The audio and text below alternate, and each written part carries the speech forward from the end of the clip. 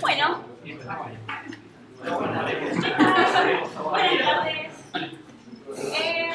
Hoy vamos a hacer una clase práctica, una clase donde vamos a estar viendo un poquito más cómo se ven las órbitas que estuvimos viendo en las clases anteriores.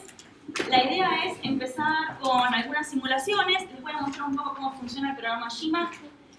Voy a probar a ver cómo queda la clase grabada. Me imagino que va a quedar bien porque estoy grabando directamente en la pantalla, lo mismo que van a ver acá, va a estar grabado.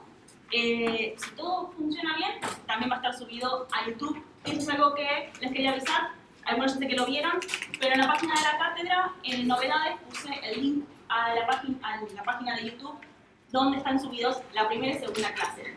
Todavía estoy haciendo pruebas con el tema del pizarrón. Charlie me comentaba lo de las cámaras para poner, así que bueno, seguramente para la próxima clase ponga alguna de las cámaras para que el pizarrón se vea bien. Pero bueno, lo importante más que nada del video en sí era probar a ver si servía, porque las clases anteriores, las del año pasado, solamente mostraba la pantalla y mi voz. Así que bueno, pero avisarles que ya están subidas al canal que armé para la materia. El día de hoy, como les decía, vamos a ver algunas simulaciones, así que hoy voy a estar más de este lado que por allá en el medio. Y vamos a empezar con el programa GMAT, que lo voy a escribir acá en pizarrón, así lo pueden buscar. Es un programa que es libre, es software abierto de NASA, o sea que es recontra oficial, lo pueden descargar. No requiere muchas especificaciones para una computadora, de hecho siempre lo corrí en notebook y va perfecto. Está para Mac, Windows, Linux, todo, así que lo pueden bajar en cualquier sistema operativo. Y lo que tiene de bueno, que a mí me gusta, por eso recomiendo este y no ningún otro, es que tiene muy buenos tutoriales. La realidad es que tiene una comunidad online muy grande, se usa para todas las misiones NASA, así que si alguno tiene alguna duda o quiere hacer algo en particular con el programa, seguramente alguien ya lo hizo antes y lo pueden llegar a buscar.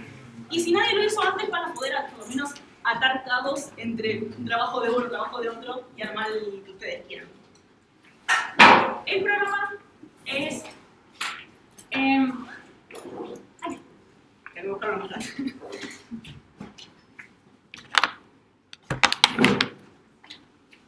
El software es NASA GMAT, que GMAT significa Herramienta General de Análisis de Emisión. Recuerden que yo les conté que análisis de emisión era el diseño de las órbitas para asegurar el cumplimiento de una misión de un satélite o sonda. Así que es una herramienta para hacer de todo.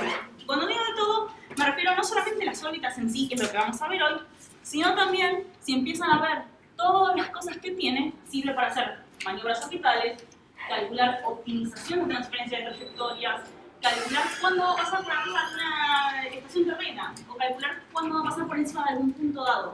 No me acuerdo, alguien me había preguntado por el tema del pasaje arriba de puntos en particular de la Tierra. La realidad es que las órbitas, especialmente cuando uno considera perturbaciones, no son fáciles de predecir. Entonces la forma más sencilla de hacerlo es simulándolo. Así que bueno, la interfaz es bastante sencilla, como podrán ver, simplemente empezamos con un árbol al costado de un montón de cosas, y lo primero que vamos a hacer es modificar nuestro satélite. Acá, fíjense, tenemos una carpeta, voy a apagar esta luz si se ve mejor. Tenemos una carpeta que se llama Spacecraft. Spacecraft es la forma genérica de llamar a un satélite, es nave espacial. Y acá podemos modificar los parámetros. Si nosotros queremos, hago un paréntesis antes de seguir. Nosotros vamos a tener una clase taller de GMAT en la sala ya con las computadoras, para que ustedes puedan probar. Yo les explico mientras ustedes también hacen. Esto es simplemente una introducción para que ustedes vean qué es el programa. Acá lo que tenemos es la forma de poner la fecha. En nuestro caso no nos interesa porque no voy a modificarla, pero lo voy a poner UTC gregoriano, que es nuestra forma de escribir las fechas. Sistema coordenado no lo voy a modificar, pero esto es lo que yo les contaba en el tema de qué sistema coordenado usan. Va a cambiar la forma de poner las variables, pero el que más se usa es este, que es ERF-MJ2000EQ. El EQ es ecuatorial, y si es S, es eclíptica. Es decir, va a tomar como plano de referencia el plano de la Tierra y el Sol, no el plano del Ecuador. Pero para nuestro caso, vamos a dejar el primero. Sí. El Earthfix, Sí. No es inercial. ¿Qué problema te puede generar? Es una muy buena pregunta, porque la verdad no te puedo responder específicamente, pero el Earthfix está definido en el manual del GMAT, igual que cualquiera de los otros.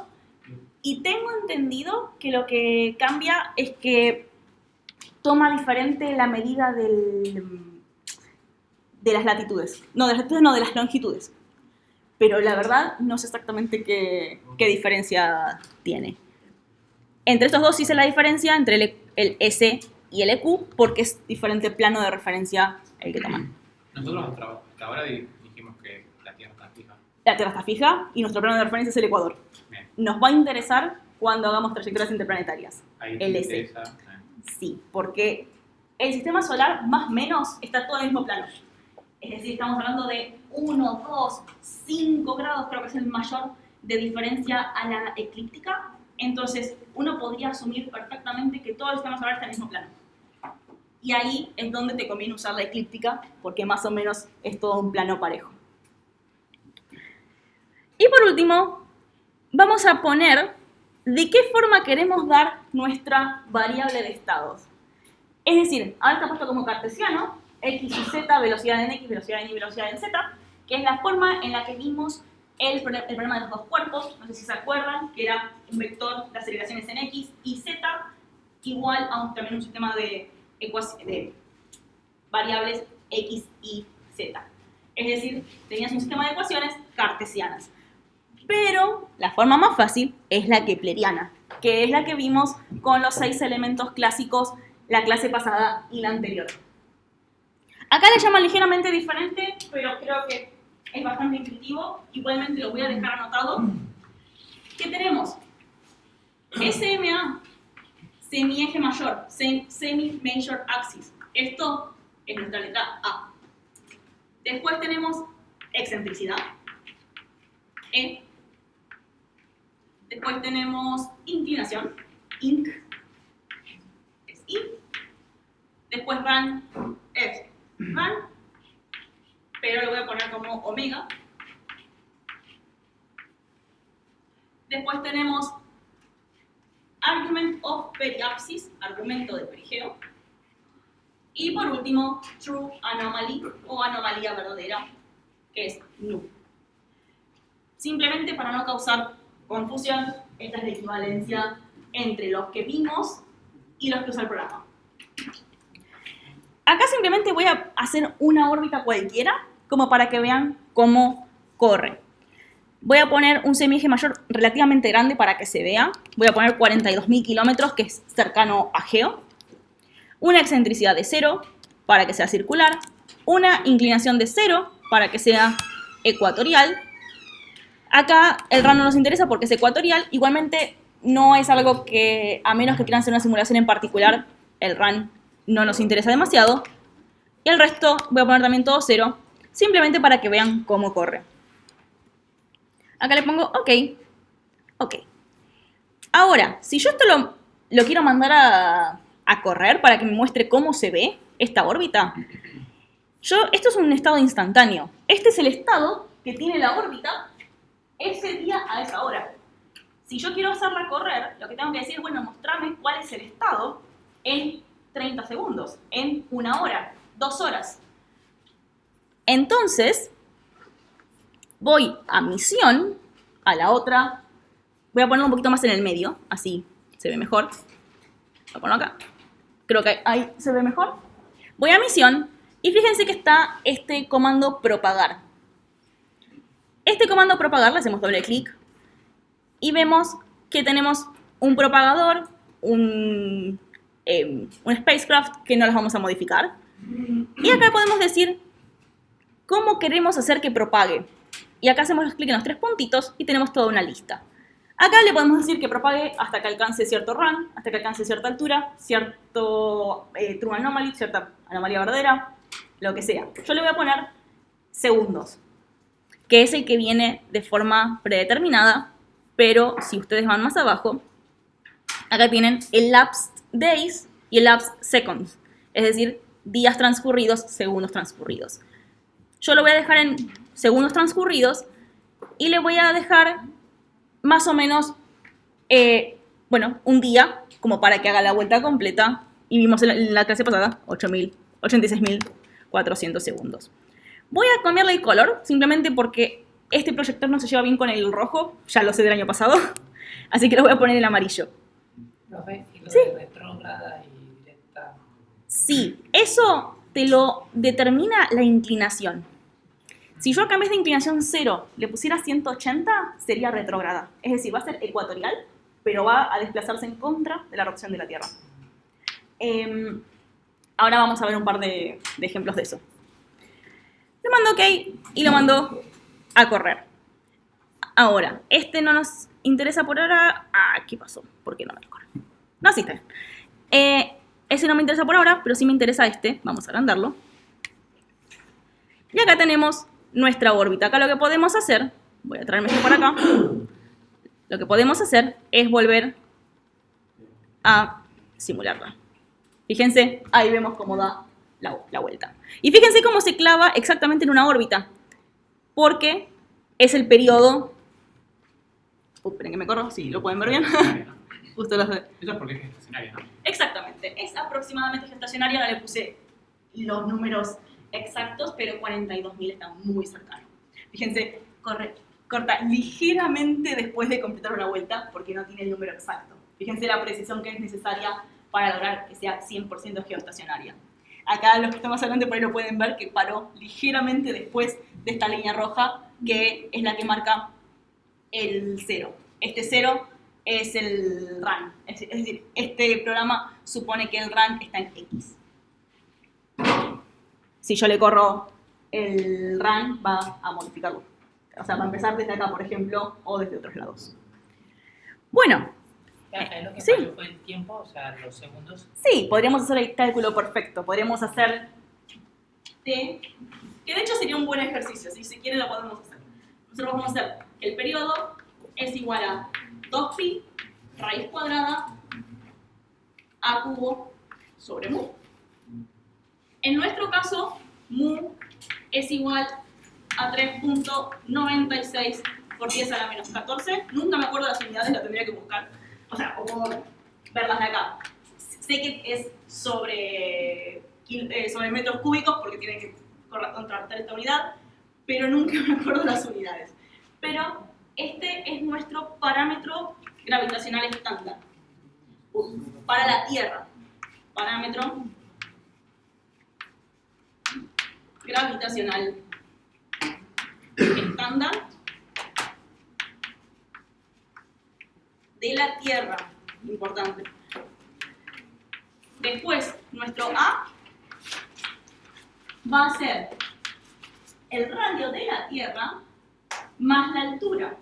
Pero en nuestro caso ya le pusimos directamente el A. Ya le pusimos directamente ese radio porque es circular. Esto es 42.000 kilómetros. Pero es importante que si ustedes tienen el mu en metros, esto lo pasen a metros. Y bueno, si alguien quiere hacer la cuenta, simplemente hace 42 millones de kilómetros al cubo, dividido este número, raíz cuadrada, por 2pi, y tendría que dar cercano a 86.400. Probablemente sea más cercano a 86.000. Si alguien lo calcula, me avisan y lo volvemos a correr con esas... No tendrías que despejar la A. La A es tu semieje mayor, pero en este caso Ah, es exactamente. es exactamente el radio porque es 8,59. por 10 a 18, por ejemplo. Fui. Espera, no. Tiene que ser 42 millones, Claro, 42.000 por 1.000. ¿No? sí, por 1000 al cubo, Al cubo. dividido este número 10 a la menos 14. Sí. Raíz cuadrada Sí. por 2pi. Sí. ¿Cuánto te da? 8,59 por 10 a 18. Es que Pusiste menos 14 en el denominador. Era 14. Sí, menos. Era Ah, 85. Mala mía, tenés razón, disculpa. 85.942,15. Algo así. Bien, Así que 86.000 casi, sí, está bien. ¿Cuánto es? 85.000. Ahí te digo. 85.000. 942,14. Dame un decimal. 15. Un- Ahí está. Ok. Y vamos a propagarlo de vuelta. Y ahora, bueno, esto después les enseño cómo cambiar las vistas, porque esto se puede hacer para que directamente lo podamos ver. Vamos a hacer una cosa, para poder verlo exacto. Vamos a cambiarle esta vista, 0. Después les explico cómo se hace, no se preocupen, pero ahora lo voy a hacer rápido para poder verlo.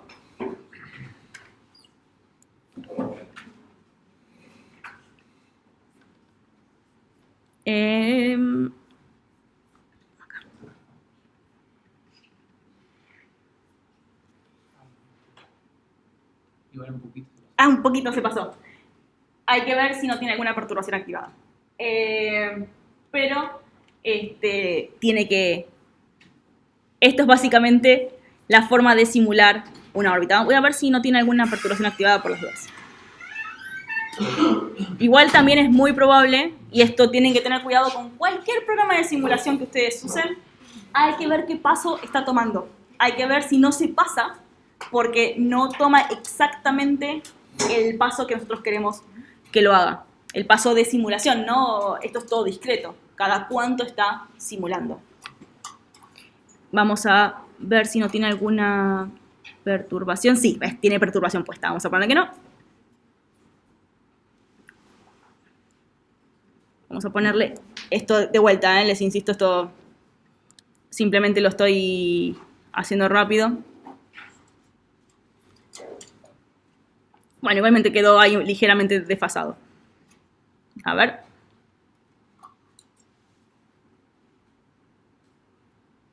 Clavó un poquito antes, igual.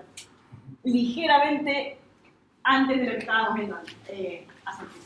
Pero bueno, así es como simulan una órbita. Después esto hay que tocarlo, ver qué es lo que, por qué exactamente está ligeramente corrido.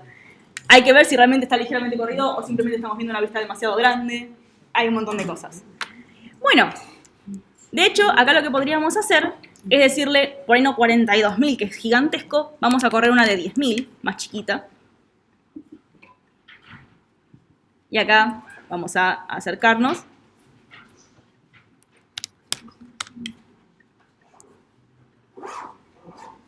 Bien. Y fíjense que acá el satélite es bastante grande, por eso es que les decía que hay que ver si no es que lo veíamos corrido por ese panel que le pusieron al simulador de satélite. Pero bueno, tenemos acá nuestra simulación. Ahora, si ustedes quieren sacar valores de precisión donde dicen esto quiero que me dé así, les recomiendo no usar el visualizador, esto es simplemente una herramienta, es usar los gráficos. Van a ver que acá les permite sacar gráficos. En el output, esto se los tiro así muy por encima, en XYPlots ustedes pueden hacer clic derecho. Un segundo que frene esto porque no me deja así, ¿no? Hacen... ¿dónde está? Un segundo que lo perdí. Output, acá está.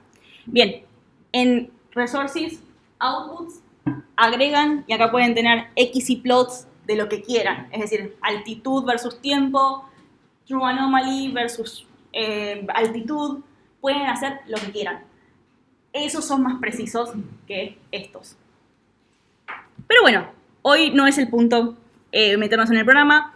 La idea es mostrarles algunas cuestiones. Bueno, fíjense que ahora el programa me metió un ligero error. Ahora la excentricidad es ligeramente mayor a 0. en e a la menos 16, ni nos vamos a enterar, pero esto sí es algo a considerar para simulaciones de precisión, que el programa tiene su error numérico, y eso es normal. Vamos a ponerle una inclinación, y vamos a poner una inclinación de 51 grados, que es similar a la de la Estación Espacial Internacional. Un segundo que lo voy a cambiar de vista. Porque acá estamos viendo desde el Polo Norte, entonces no se entiende bien. Vamos a verlo desde el Ecuador. Bien, fíjense, este se parece al gráfico que yo les hago todo el tiempo en el pizarrón. Es una órbita que desde el Ecuador, este ángulo es 51 grados. Ahora, fíjense, esto es importante, que desde algunos puntos de vista, la inclinación no se nota. Es decir, se nota en el sentido de que no la vemos perfectamente en el plano o perfectamente circular, entonces sabemos que tiene una inclinación diferente a 0 y 90. Pero puede ser engañoso, si no lo vemos perfectamente de lado, cuál es la inclinación de la órbita. Eso se los digo porque a veces es un concepto que un poco cuesta visualizar, y bueno, me parece que está bueno que vean, por ejemplo, más o menos así. Fíjense, esto es una órbita también de 51 grados, por mucho que lo veamos de costado. Y ahora lo que voy a hacer, para un poco cerrar mi demostración y empezar a preguntarle a ustedes qué es lo que quieren ver, voy a agregar 2 satélites más. No me voy a tomar la molestia de modificarle los nombres y eso después lo veremos más adelante. Vamos a hacer una que planea exactamente igual, 10.000, 0 de excentricidad. Voy a volver a ponerle 51 grados de inclinación, pero le voy a modificar el RAN, que es el más complicado. Vamos a ponerle 45 grados de RAN. El otro tenía 0, ¿no? Exactamente, el otro tenía 0. Voy a ponerle 45. Y al otro le voy a poner 90, para que sean bien notorias las diferencias. Kepleriano, 10.000. Esto lo podría duplicar, pero acá lo estoy haciendo medio rápido y termino haciéndolo así. 90, 0 y 0. Bien. Acá vamos a hacer que el Orbit View vea los spacecraft, porque si no, no van a aparecer.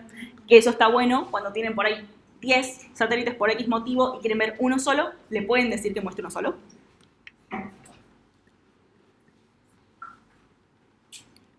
Y también, bueno, este lo voy a dejar, pero sí voy a poner que los muestre.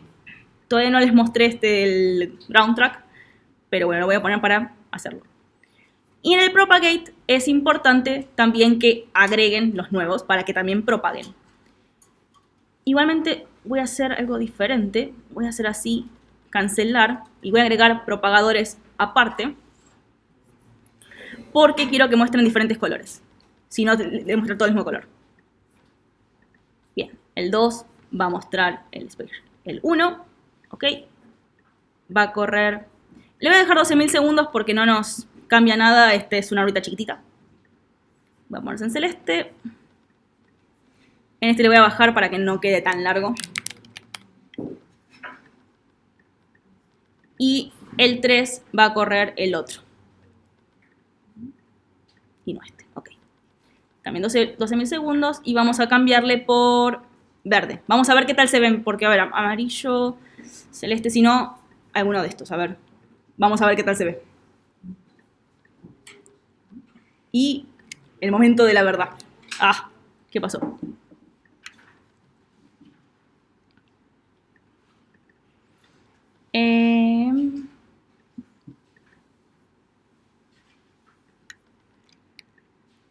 ¿Por qué no me deja? Primero que nada, voy a intentar algo. Porque a veces este programa es sencillo, pero tiene sus mañas.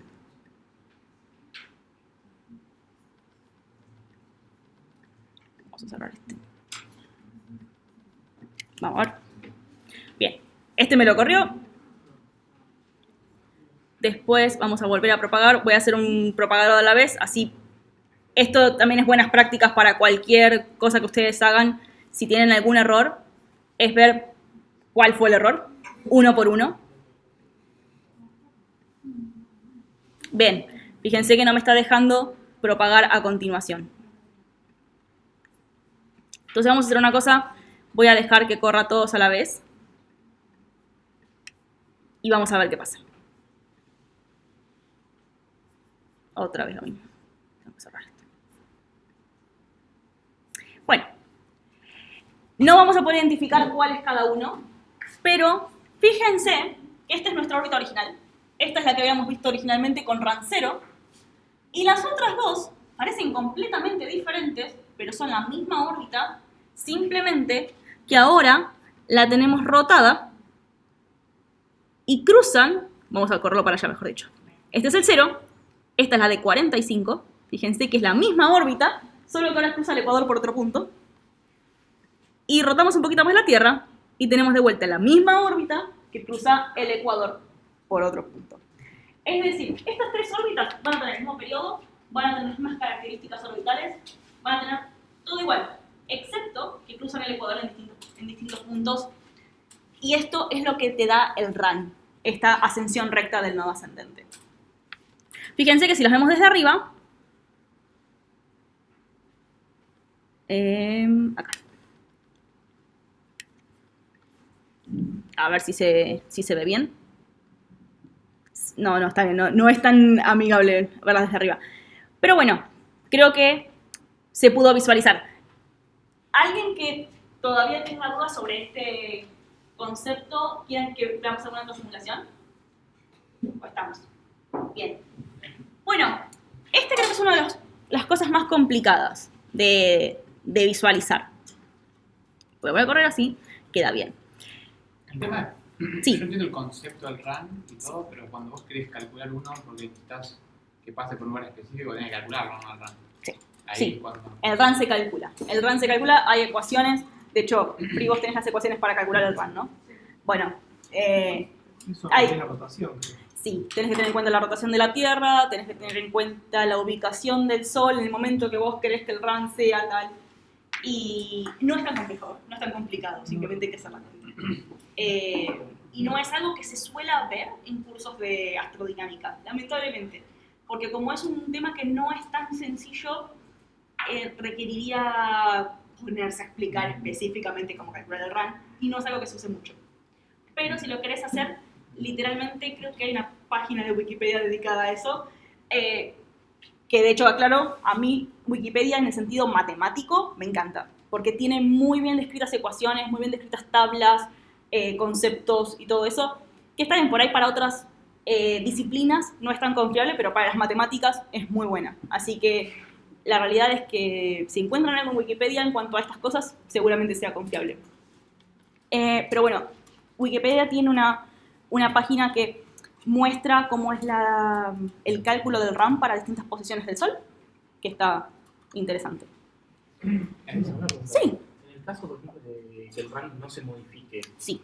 cada vez que pasa por el mismo punto, pasa por un punto geográfico distinto de la Tierra, ¿no? Sí, exactamente. De hecho, vamos a correr una sola órbita de vuelta. Vamos a propagar solamente el original. Y vamos a sacar de acá estos dos nuevos. Ok. Y vamos a hacer que corra por bastante tiempo. Voy a poner days, así se nota. Le voy a poner que corra por 2 días. Y vamos a ver cómo, después lo vemos, el tema de las pisadas. Fíjate, bueno, vamos a acelerar un poquito, que sí, cada vez que cruza por el ecuador, cruza por el mismo punto. Astronómicamente hablando, cruza por el mismo punto.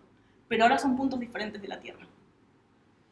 Fíjense, esta X apunta constantemente a este famoso punto de Aries, que está dado por astronomía. Es decir, acá es donde le tomamos la palabra a los astrónomos y decimos, bueno, ese es el punto, ahí le tenemos que apuntar, el resto lo dejamos, o sea, no nos metemos en ese tema. Pero fíjense que sí, cada vez que cruzan por distintos puntos.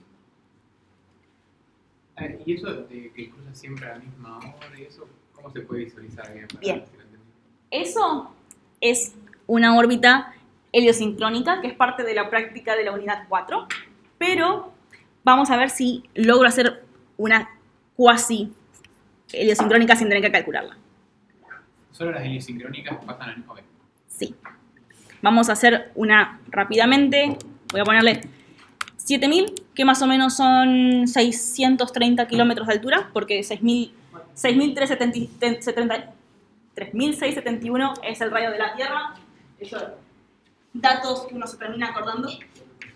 Radio de la Tierra, 3670, no, perdón, 6371.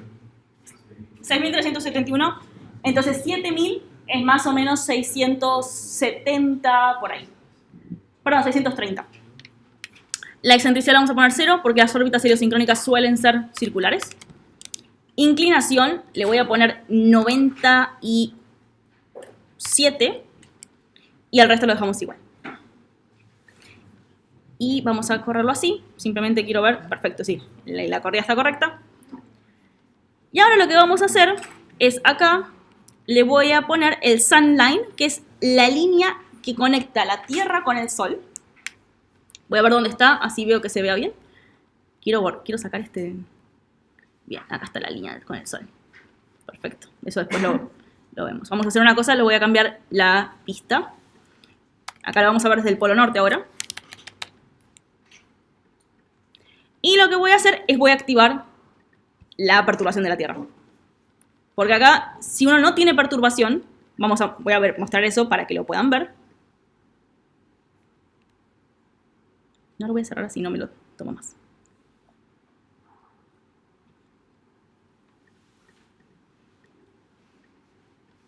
Bien, acá lo tengo que correr por más tiempo. Un segundo, porque 2 días no nos va a alcanzar. Vamos a correrlo por 15 días. Igualmente esto ajusta la velocidad según la cantidad de tiempo. Bien. La línea del Sol, fíjate cómo la órbita va cambiando su orientación con el Sol. ¿Se nota eso? Perfecto. Ahora, la idea de la heliosincrónica es que esta órbita siga ese mismo plano. O mantenga el ángulo original. Entonces, nuevamente, simplemente para que lo vean de vuelta, fíjense, este es el ángulo, esta es la línea que conecta la Tierra con el Sol, y fíjense cómo la órbita, sin perturbaciones, no sigue al Sol, porque nada, está fija en la Tierra, a la órbita no le importa si está la Tierra, el Sol, ni nada, cuando es kepleriana, que no toma perturbaciones. Pero si estamos en una tierra real, donde sí tenemos perturbaciones, vamos a ponerle acá orden 4, que es lo más común para simulaciones. Con orden 2 ya nos alcanza a nosotros, pero voy a ponerle así. Es probable que no lo siga de forma perfecta porque no lo calculé, pero debería tender a seguir, fíjense, cómo va cambiando el plano para seguir al Sol. Aprox, porque de vuelta, insisto, no lo calculé, esto suele tener una inclinación específicamente dada y todo eso. Pero fíjense que la órbita final, que es esta última, de hecho ahora lo puedo volver a correr con la última que sea de otro color, más o menos toma el mismo ángulo con la línea entre la Tierra y el Sol después de un par de días. ¿Se entiende más o menos? Sí. Bien. Pero Vamos a ver solo por las perturbaciones. Solo con perturbaciones. Eso lo vamos a ver en la unidad de perturbaciones, que por eso es que tenemos una unidad en específico. Porque esta es el tipo de órbita más utilizada por la observación de la Tierra. O sea, si ustedes van a lanzar un satélite que observe la Tierra, probablemente tenga esa órbita. Así que es importante para el diseño de ingenierías. ¿Alguna otra cosa que quisieran ver acá? Algo que digan, no me queda claro cómo dos órbitas, no sé, diferentes, sí. Nosotros dijimos que las perturbaciones estaban a nuestro favor en este caso. Sí. Porque contribuyen a que se va a simplificar la ecuación de la órbita. Exactamente. Si yo no tengo perturbaciones, no tengo forma de que la órbita cambie para mantener siempre la misma inclinación al Sol. No hay forma.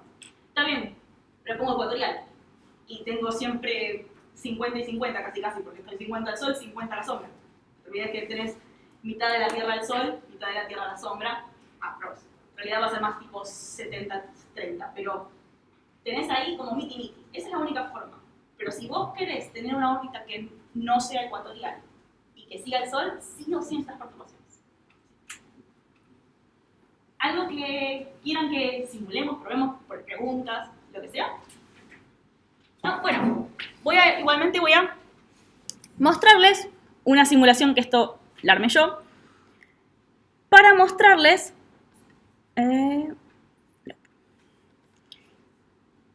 cómo se pasa de un movimiento suborbital, un movimiento que llega al espacio, pero que no llega a órbita, versus uno que sí. Voy a hacer la correa completa. Primero sí. No lo quería mover. Segundo que se me pone tan arriba acá que no lo puedo mover. Ahora sí. Bien. Vamos a hacer así. Y les voy a mostrar lentamente. Un poquito más lento. Bien. Fíjense que acá tenemos como una especie de sucesión donde las primeras órbitas tienen la altura del espacio. Esta altura tengo que fijarme, pero creo que eran algo así como 10.000 kilómetros de radio, así que vamos a tener más o menos unos 3.000 kilómetros de altura, pero no tienen velocidad suficiente en el punto máximo para llegar a ser orbitales. Es decir, la velocidad en el momento tangencial a la superficie de la Tierra no es suficientemente alta para que complete una órbita. Simplemente la acción de la gravedad hace que termine estrellándose de vuelta en la Tierra. Que esto es tiro oblicuo, movimiento parabólico, lo que veíamos en física 1. ¿Qué pasa? Este es relativamente chico, entonces uno quizás lo puede hacer con tiro oblicuo sin preocuparse demasiado por la Tierra siendo esférica, podemos suponer una Tierra plana, pero ya a partir de la segunda o tercera trayectoria, ya tenemos una trayectoria que sí se ve afectada por la curvatura de la Tierra. Fíjense cómo, a ver si tengo, bueno, a ver si, ahí está, no sé si se llega a ver, pero para no estar yo arriba de la simulación. La naranja, la segunda trayectoria que tenemos, impacta significativamente más lejos que la roja, que la primera, porque la curvatura de la Tierra ayuda a ese movimiento. La amarilla casi que da la vuelta a mitad del mundo, con, yo les diría, ligeramente más velocidad, porque de vuelta la curvatura de la Tierra lo ayuda.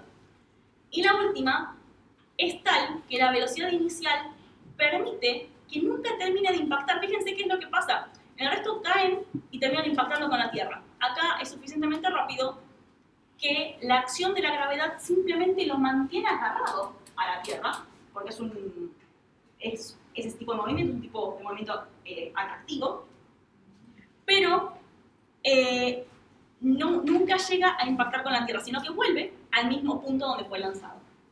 Obviamente, esto es en ausencia de perturbaciones atmosféricas. Si esto tuviera perturbación atmosférica, la velocidad poco a poco se va perdiendo y uno hace una espiral hacia abajo.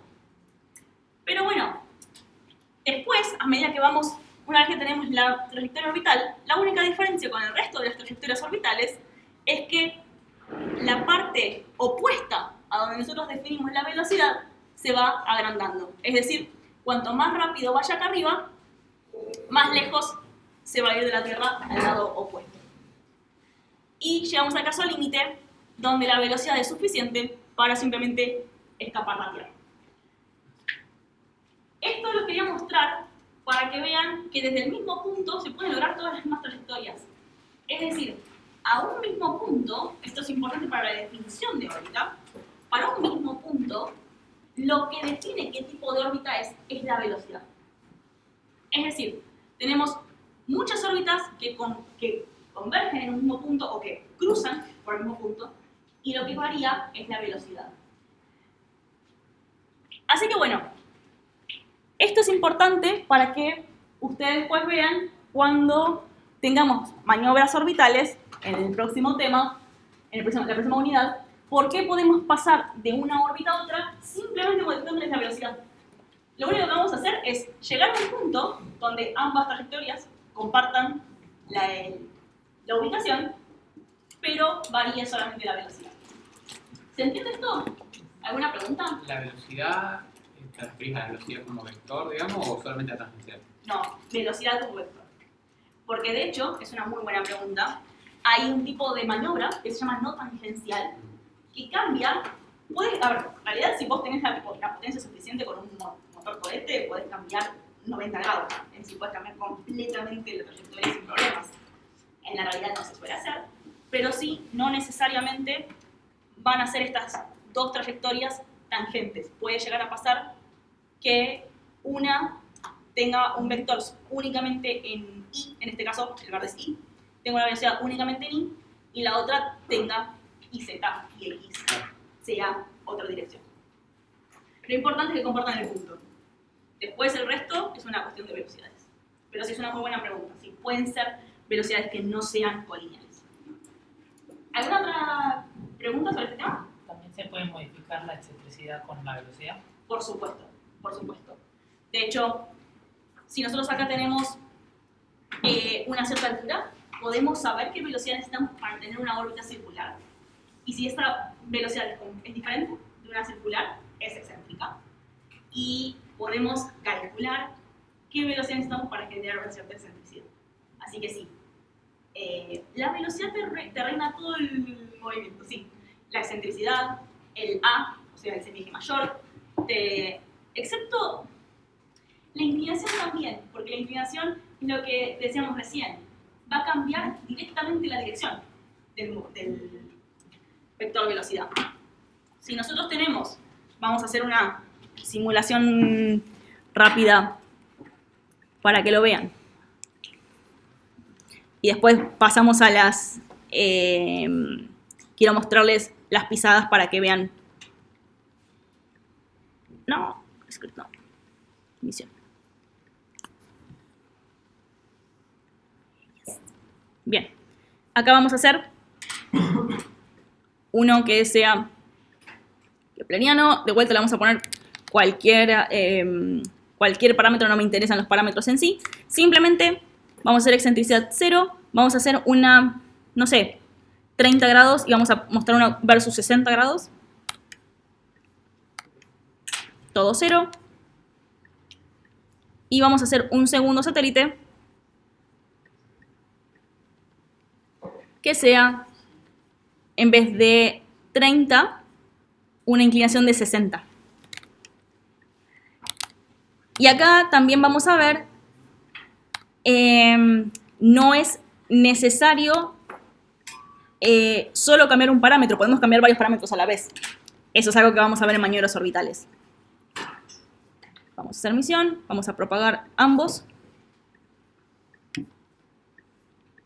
El color vamos a poner este celestito. Según color ven que se ve mejor, me avisan. No le pongo blanco porque queda medio perdido. Me gusta más en color. Y acá vamos a poner que se vean los dos. Acá está ok. Bueno, acá vamos a ver, bueno, se ve casi blanco, pero... Acá vamos a ver que estas dos órbitas, por mucho que sean completamente diferentes, se cruzan en un punto. ¿En qué punto se cruzan estas dos órbitas? ¿Cómo? Bien, plano ecuatorial. Están todas correctas, ¿eh? Están todas correctas. Plano ecuatorial, punto de pero la respuesta que yo buscaba era el plano ecuatorial. Porque esto va a ser importantísimo para la segunda parte de maniobras orbitales cuando veamos maniobras de cambio de inclinación. Vamos a ver que las maniobras de cambio de inclinación se hacen únicamente en el ecuador. ¿Por qué? Por este tema. Las órbitas comparten un mismo punto necesariamente en el ecuador. Porque no hay forma de moverse en un movimiento orbital de norte a sur sin tocar el ecuador. Porque en algún momento vas a pasar del hemisferio sur al hemisferio norte. Y entonces sí o sí tenés que cruzar el ecuador. De hecho, no hay excepciones a esto. Polar, de la Estación Espacial Internacional, ecuatorial, todas cruzan el ecuador de una manera o de otra. Entonces, acá podemos ver, vamos a hacer una pequeña rotación, cómo acá vemos el cruce en estos dos puntos. Si nosotros venimos con una velocidad en la órbita de 30 grados y queremos cambiar a una inclinación de 60, lo único que tenemos que hacer es una comparación de vectores, una resta vectorial. Nosotros venimos con una cierta velocidad acá, ¿y qué es lo que tenemos que hacer para ir al otro vector de velocidad en ese punto? Eso es lo que tenemos que buscar nosotros, que es relativamente sencillo. Lo que pasa es que lo solemos hacer de forma tal que no tengamos que hacer realmente cuentas vectoriales, sino más bien comparando inclinaciones, comparando velocidades, comparando términos más sencillos de obtener que un vector. Podemos calcular el delta de energía, la energía que tenemos que aportar a la órbita para cambiar de inclinación. ¿Esto se entiende? ¿Alguna pregunta? ¿Estamos? Bueno, algo parecido pasa con el RAN. Nada más que el RAN no se cruza en el ecuador. O sea, el RAN sí vamos a tener que buscar cuál es el punto de cruce. Acá, sí, Una ¿dónde? pregunta. ¿Dónde está? ¿Dónde está? Ah, perfecto, me parece que... ¿Solamente puedes hacer el cambio de inclinación si la órbita tiene el mismo radio? Es una buena pregunta. No, no hace falta. Porque si vos tenés, supongamos, vamos a cambiarle la excentricidad alguna. Vamos a cambiarle la excentricidad de este 0.3. Vamos a poner bastante excentricidad.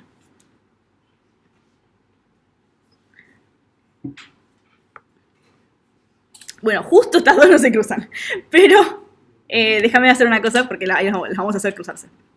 Le vamos a cambiar el ángulo del perigeo.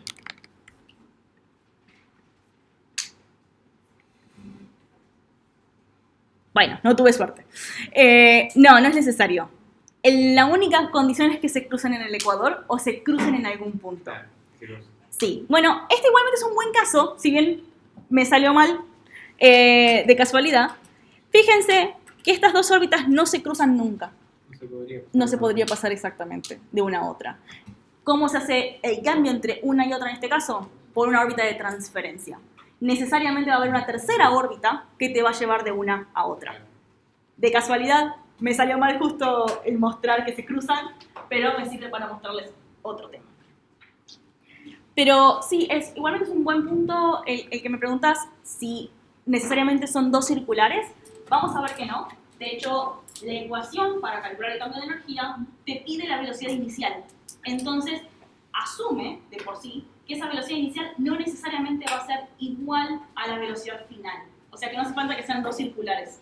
Recuerden que dos órbitas circulares con el mismo radio tienen la misma velocidad en todos los puntos. Por la ecuación viva. Quería mostrarles, igual si alguien quiere hacer alguna otra prueba o pregunta, me lo dicen. Quería mostrarles esta misma simulación, solo que en vez de cambiar, voy a cambiar la inclinación, la voy a mantener, pero también voy a cambiar el RAN. Vamos a hacer un RAN de 30 y vamos a hacer en el otro la excentricidad 0, la inclinación va a ser 30, igual que la otra, pero el RAN va a ser diferente. O sea, acá vamos a tener dos órbitas que lo único que cambian es el RAN. Fíjense que el punto de cruce está acá abajo.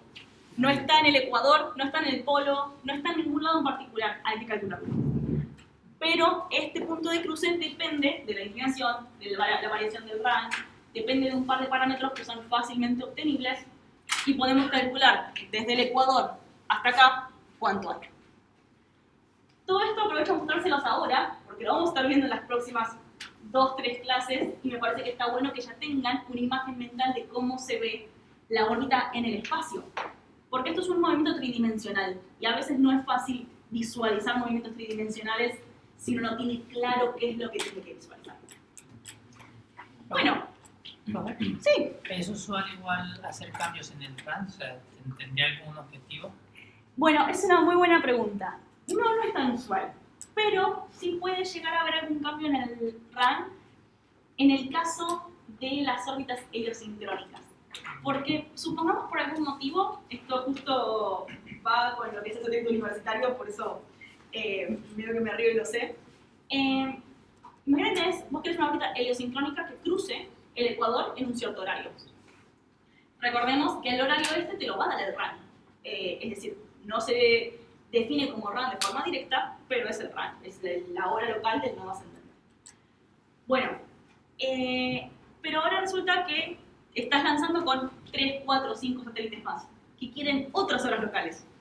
La única forma de ir de hora local en hora local en hora local es cambiando el RAN. Es decir, pasamos de, por ejemplo, no sé, nosotros con el satélite universitario nos gustaría tener una hora local de las 6 de la mañana, porque queremos que el sol nos dé diferente. Es decir, 6 de la mañana es justo en lo que se le llama el terminador. Es justo el lugar, se llama también dawn dusk, es amanecer atardecer.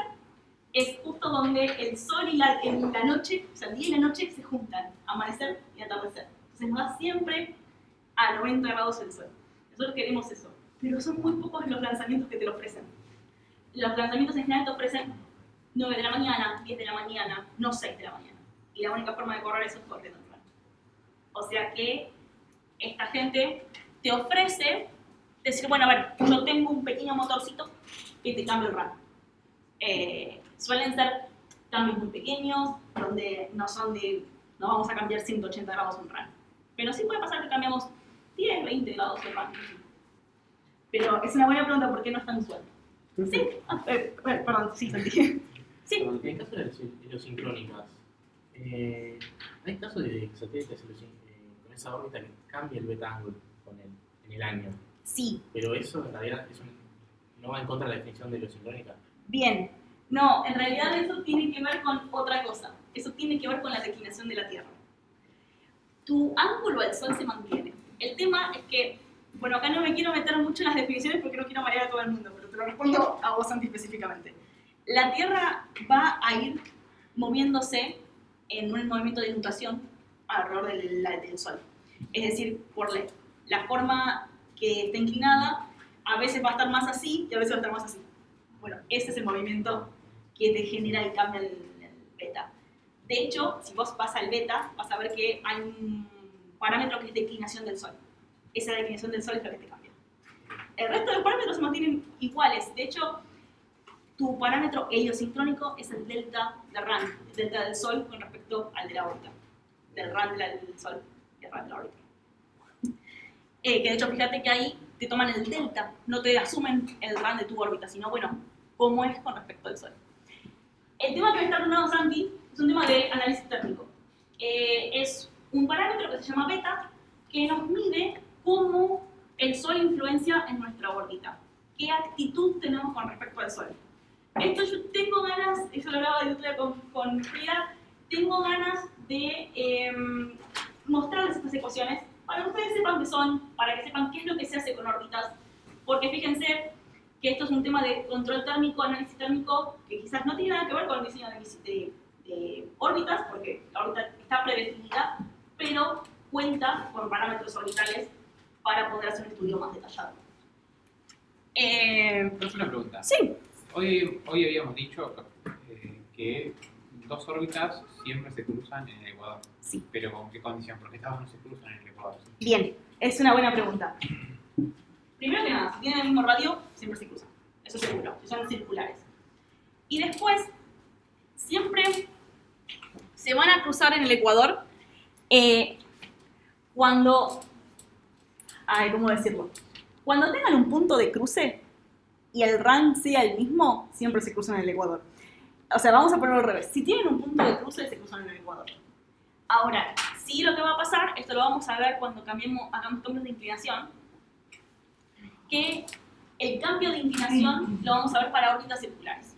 Entonces, ahí sí, solamente vamos a suponer que son órbitas circulares, por ende, siempre se cruzan en el ecuador. Tienen el mismo RAN. Sí, exacto, sí tienen el mismo RAN, sí. Porque si tienen distinto RAN, vos podés hacer el cambio combinado y tenés que calcular dónde hacerlo. Bueno, igual acá ya nos estamos adelantando un poco, eso lo vamos a ver bastante más en detalle. No sé si la clase que viene o la próxima. Yo estoy viendo a ver cómo lo organizo. Y después vamos a ver el cambio de inclinación más altitud. Es decir, vamos a cambiarle más semieje mayor, disculpa.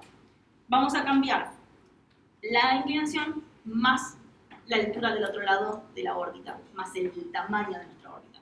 Entonces hay casos donde uno se va a cruzar, pero el caso es donde el perigeo de la órbita, el punto de mayor acercamiento de la órbita elíptica, coincida con el punto de cruce del ecuador, es decir, el punto del RAN, básicamente, de la órbita original.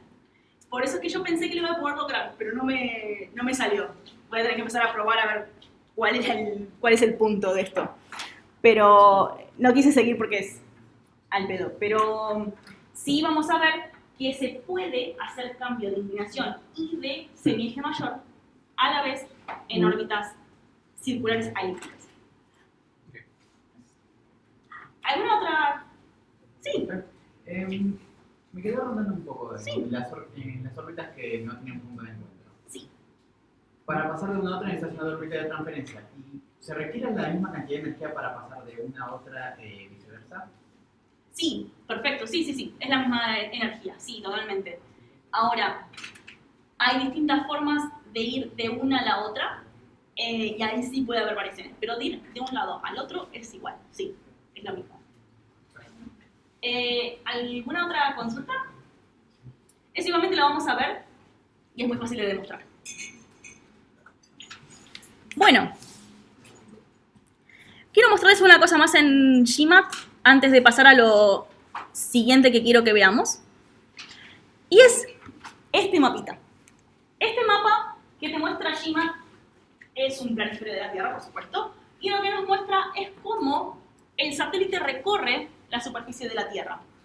Voy a mostrarles algún satélite. Vamos a poner un satélite usual de, no sé, 6.900 kilómetros de radio, 0 excentricidad, inclinación 51, 0 y 0. Vamos a ponerle un poquito más bajos, 700. Así dan más vueltas a la Tierra. Cuanto más bajo, por supuesto, gira más rápido y por ende da más vueltas a la Tierra. Vamos a aplicarlo. Acá le voy a cambiar el color. Espera, que acá le voy a sacar este. Y acá le voy a... No, acá. Le voy a cambiar el color para que se vea mejor, no sé, a ver, ¿qué color se puede ver? Amarillo, me parece que se ve bastante bien. Este amarillo. Vamos a ver qué tal. Bien. Tiene una pequeña perturbación esto. ¿Está activado? Sí, está activado. Ya uno tiene el ojo para... En cuanto la línea no es perfectamente plana, fíjense que acá se hace más gruesita. Ahí dije, esto tiene perturbación. Bien. Fíjense que si nosotros vemos esta órbita, después de un par de... ¿Cuánto tiempo fue? Creo que le estoy poniendo 12.000 segundos. Le voy a poner un poquito más simplemente para mostrarles más evidentemente. Voy a ponerle un día. Un día entero de un satélite. Fíjense que si nosotros vemos este gráfico, la órbita no cambia. La órbita sin perturbaciones se mantiene siempre igual. Pero si nosotros vemos la Tierra, recorre toda la Tierra. Porque por suerte vivimos en un planeta que rota. Entonces, esa misma órbita desde la Tierra se va a ir viendo diferente. Fíjense, lo voy a hacer que corra. Fíjense que acá lo que estamos viendo es, acá tenemos una órbita, otra órbita, y lo que va rotando abajo es el planeta. Es decir, nuestra órbita no cambia en absoluto, lo que cambia es cómo el planeta va rotando abajo nuestro, y por ende vemos distintos puntos cada vez que pasamos por el mismo lugar, entre comillas, que es el cruce al Ecuador. Bien, fíjense cómo de esta manera, en un solo día, prácticamente cubre toda la Tierra. Esto, obviamente, si le activamos perturbaciones, va a ser un poquito más caótico, entre comillas. Acá no es caótico 100%, está determinado, pero al fin no literal de la palabra, es bastante más complejo de ver la variación. No están ordenados, digamos. Exactamente, no es tan ordenado. Tiene una forma determinada, pero no es tan ordenada, sí. Sí. ¿Cuál es la ventaja entonces de la ilusión? Sí, Yo tenía entendido que es que fronte la órbita cubrir una superficie de la Tierra. claro. No, en realidad no es que cubre más. Es que siempre ve el Sol de la misma manera. Entonces, cualquier satélite va a cubrir toda la Tierra. No, si yo acá le pongo, por ejemplo, excepto los ecuatoriales, porque solamente cubren una franjita muy chica en el medio. Si yo acá le pongo a este, por ejemplo, déjame ver, 98, que es el que nosotros habíamos puesto antes a la heliosincrónica. Fíjate que a pesar de no tener activada la perturbación, aún así cubre toda la Tierra. Lo que tiene al activar la perturbación es que las condiciones de iluminación que ve el satélite se mantienen constantes. Entonces, no es una cuestión de cobertura, sino una cuestión de calibración de la instrumentación. Ahí está, Sí. igual ahí cubre un poco más, ¿no? Porque Sí. cubre una franja del medio. Bien, y ese es un punto muy importante que lo vamos a estar viendo en, no me acuerdo en qué clase es, pero se los muestro ahora porque es interesante. Eso, pero le cambiaste solamente, ¿qué le cambiaste? La inclinación. Ah, Fíjense lo siguiente, vamos a hacer un par de pruebas en este mismo. ¿Se ven bien acá los trazos o prefieren otro color? está bien. ¿Sí? Mientras más inclinación, más. Exactamente. Hay una regla geométrica.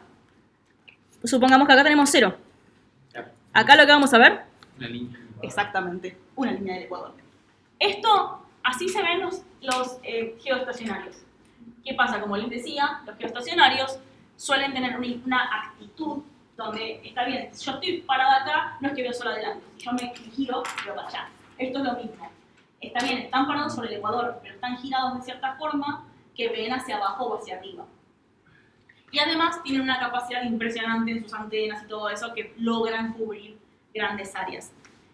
Y un paréntesis con respecto a esto, alguien en la clase pasada, cuando veíamos los cúmulos, por así decirlo, de los geoestacionarios, mencionaba a Rusia. Y es verdad, Rusia está de este lado cercano a China. No sé si se acuerdan que mencionaron a Rusia y yo dije, no, China. Ah, está bien, todos. Bien. ¿Qué pasa? Rusia tiene algún que otro geoestacionario, pero está tan al norte que no le sirven los geoestacionarios porque tiene mucha deformación de la señal. Y vamos a ver quizás en algún ejemplo de aplicación que ellos usan un tipo de constelación que se llama Molnia, que son unas constelaciones tipo GPS, por así llamarlo, de satélites altamente excéntricos cuyo apogeo, la parte más alta, está sobre Rusia.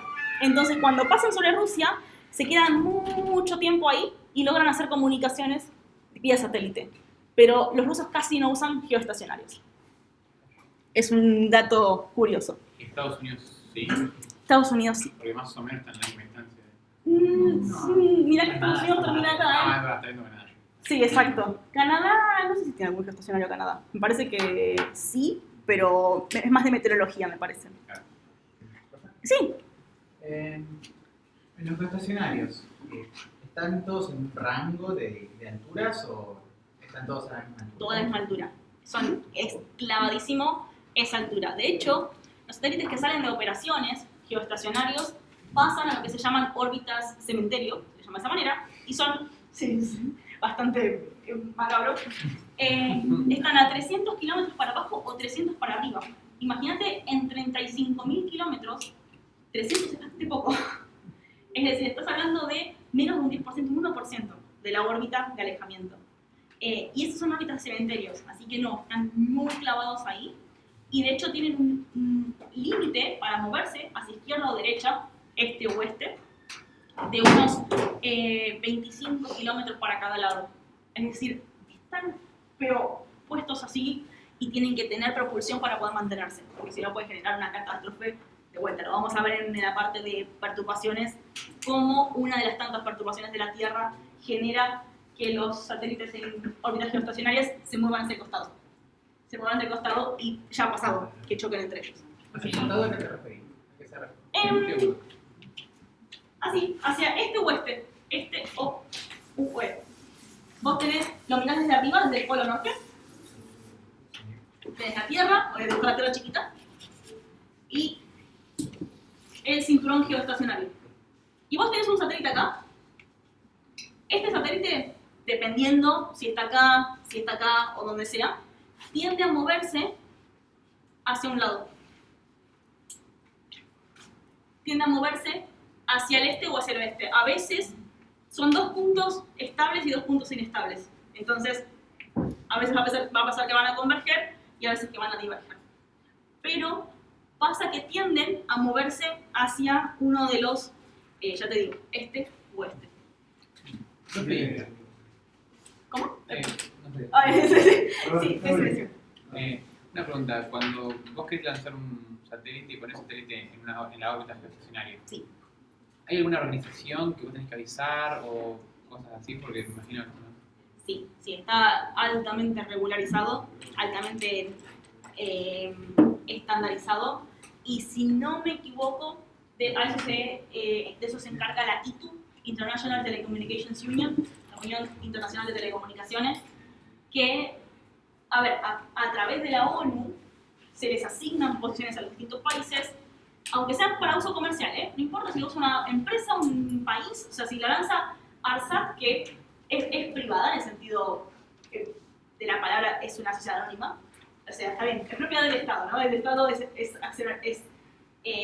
accionario mayoritario, pero es privada. Entonces, no importa si lo lanza ARSAT o CONAE, o lo lanza INVAP, importa que lo lanza la nación argentina. Y Argentina tiene asignados una cierta cantidad. Después, el gobierno argentino puede decidir dárselo a quien quiera dentro de la Argentina. Pero sí, están asignadas y están ultra controladas. Porque hay limitadas, obviamente. Sí. Están limitadas. Justo esa es una órbita única. Sí, es una órbita súper única que tiene algunas variantes más o menos en más o menos 5 grados. Podés desviarte un poquito y aún así tener un servicio similar, pero nunca va a ser como el geoestacionario. A ver, ¿dónde lo Sí, no, quería preguntarte sobre ese movimiento lateral que tienen, Sí. si tiene que ver con las perturbaciones que crea el Sol y todos estos puntos Lagrange. No, ¿Cómo no llega ahí? no llega acá. Esto tiene que ver con una perturbación, lo voy a tirar así al aire, se llama C22 y es una perturbación propia del campo gravitatorio de la Tierra. Y tiene que ver con el hecho de que la Tierra no es una esfera perfecta. Ya te digo, genera 2 puntos estables, donde en esos 2 puntos, si el satélite se queda ahí, no se mueve. Y 2 puntos inestables, entonces en cualquier punto intermedio es inestable. Es como la típica, ¿no? La típica representación de estabilidad. Estás en la cima de la colina. Cualquier punto que te muevas, te caes. Y bueno, vas a tender a ir a ciertos puntos. Y eso está muy bueno visualizarlo en el GMAT. Cuando lo veamos, se los voy a mostrar. Sí. Para comprobar ese desplazamiento, ¿esa sería la longitud verdadera? Para cuantizarlo, ¿cómo? No, Perdón. para saber en dónde tendría que estar mi satélite. Sí, es la longitud verdadera. Exactamente. De hecho, los satélites estos se miden en longitud. Vos vas a decir, está en la posición 35 grados este, 35 grados oeste. Eso será la longitud. ¿Alguna otra pregunta? Me gustan estas primeras clases así porque obviamente surgen muchas dudas y a medida que vamos viendo simulaciones surgen más. Pero bueno, entonces yo les mostraba esto, fíjense, es una órbita ecuatorial. En este caso no es geosincrónica porque está a 10.000 kilómetros de radio, es decir, unos... ¿O no? ¿Para cuánto lo había puesto? No, le había puesto 6.700, entonces son más o menos 330. 330 kilómetros de altura. Es una LEO. Bien, si yo ahora le aumento, vamos a poner una inclinación, no sé, vamos a ponerle 40 grados. Podría ser cualquiera, pero le pongo 40. ¿Qué creen que va a pasar? Va a empezar así desde allí. Exacto. ¿Y hasta dónde va a llegar? ¿Hasta qué latitudes va a llegar? ¿Alguien se 40. 40. Hay una correlación directa entre la inclinación y la latitud a la que se alcanza. No es exacto, no es que es 40-40, pero a fines de ingeniería es la equivalencia que se usa. Supongamos que va a ser, si es una inclinación de 40, la latitud va a ser de 39,95, algo por el estilo. Vamos a ver la cuenta para hacerla. Pero más o menos es así. Profe, Sí, latitud y longitud. latitud, porque sube y baja. Ah. Perdón, yo me las confundo siempre, si me estoy Por equivocando. eso, porque longitudes son las horizontales. ¿Sí? Sí, pensá en el vino, latitud 33. Claro, ¿las latitudes son estas o no? Latitudes son estas. Sí, está bien. Latitudes son estas, sí, está bien. Porque, no, pero me confundí. Pero porque estos son, sí, está bien, latitud. Estas son longitudes. Está perfecto. Entonces, No, sí, hasta la latitud. Latitud 40. Es que siempre me los confundo. Bueno, fíjense que llegamos más o menos hasta una latitud. Acá tenemos menos 30, menos 40, 30, 60, disculpen, menos 60. Llegamos más o menos a menos 40. Y 40 arriba. Es simétrico, porque está definido a partir del ecuador. Obviamente, si acá yo le pongo... Voy a poner 89 para que se vea bien en el gráfico, porque si no se va a volver medio loco.